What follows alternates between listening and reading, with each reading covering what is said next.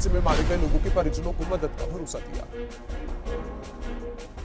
मालवीय नगर हादसे पर केंद्रीय मंत्री रवनीत सिंह बिट्टू ने जताया दुख, कहा कि जिसकी भी गलती है उसे ऐसी सजा मिलेगी कि दोबारा कोई भी गलती करने से पहले कई बार सोचेगा। दिल्ली अग्निकांड पर गरमाई राजनीति, आम आदमी पार्टी के नेता सौरभ भारद्वाज ने सवाल उठाए, कहा दिल्ली सदमे में है लेकिन सीएम ने नहीं लिया घटना स्थल पर जाकर जायजा। कांगो गणराज्य के दूतावास के अधिकारियों ने हादसे वाली जगह का निरीक्षण किया। मालवीय नगर अग्निकांड में हुई है कई विदेशी नागरिकों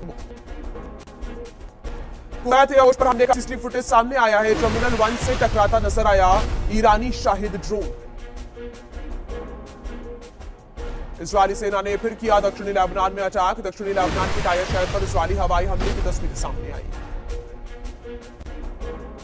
ईरान ने किया ओमान की खाड़ी में अमेरिकी सैन्य जहाज पर हमले का दावा। अमेरिकी सेना ने ईरान के दावे को झूठा बताया है। कहा सभी अमेरिकी सैन्य जहाज, विमान और अन्य समुद्री संसाधन सब कुछ सुरक्षित है। इजरायली सेना ने दक्षिणी लेबनान में हिजबुल्लाह के ठिकानों पर हमले का वीडियो जारी किया। हथियार डिपो को बनाया निशाना, करीब 6 स्फोटकों का इस्तेमाल किया गया। सीजफायर लागू करने पर सहमत हुए इजरायल और लेबनान। वॉशिंगटन डीसी में हुई दोनों पक्षों की बैठक के दौरान सहमति बन गई है। हिजबुल्लाह की तरफ से गोली बंद रहने पर जारी रहेगा सीजफायर।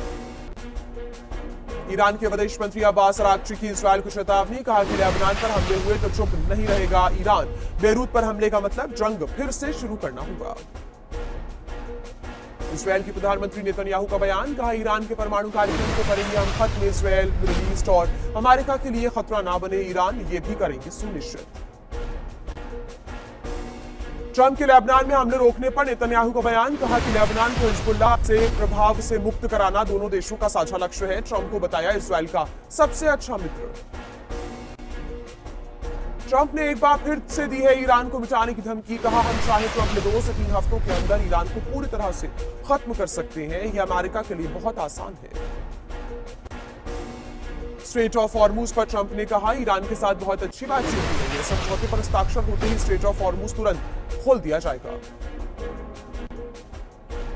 ईरानी विदेश मंत्री अब्बास अराक्ची ने कहा है कि अमेरिका के साथ संपर्क जारी है लेकिन बातचीत में कोई प्रगति नहीं हुई।